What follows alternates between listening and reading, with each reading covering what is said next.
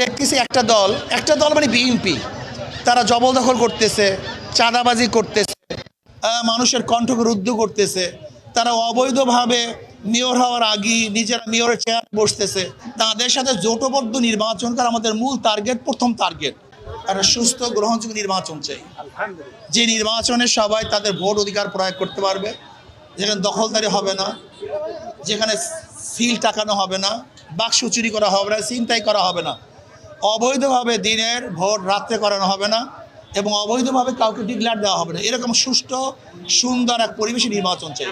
আমাদের মূল টার্গেট হলো ইসলামী দলগুলিকে নিয়ে, ইসলামী দলই নয়, ইসলাম, দেশ, মানবতা, এই তিন মূল ভিত্তিতে যারাই আমাদের সাথে জোট করতে চায় তাদের সাথে জোটবদ্ধ নির্বাচন করা আমাদের মূল টার্গেট, প্রথম টার্গেট। যদি জোট না হয় তখন ভিন্ন পরিকল্পনা থাকবে ইনশাআল্লাহ।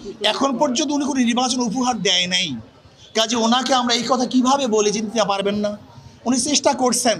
তবে আমি মনে করি সিইসির উচিত, বিগত সিইসিরা অবৈধ নির্বাচন উপহার দেওয়ার জন্য তারা যে লাঞ্ছিত হয়েছে, অপমানিত হয়েছে, এই সিইসি যেন সেই লাঞ্ছিত অপমানিত না হয়। এখন পর্যন্ত লেভেল প্লেইং ফিল্ড নাই।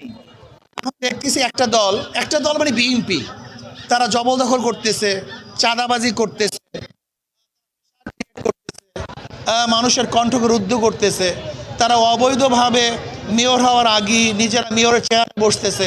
তারা জোরপূর্বক আইনকে নিজেদের পক্ষে রায় দেওয়ার জন্য বিচারকদেরকে প্রেশার ক্রিয়েট করতেছে। যদি এরকম হয় তাহলে লেভেল প্লেইং ফিল্ড থাকবে বলে আমার মনে হয় না, গ্রহণযোগ্য নির্বাচন হবে বলে জানি না।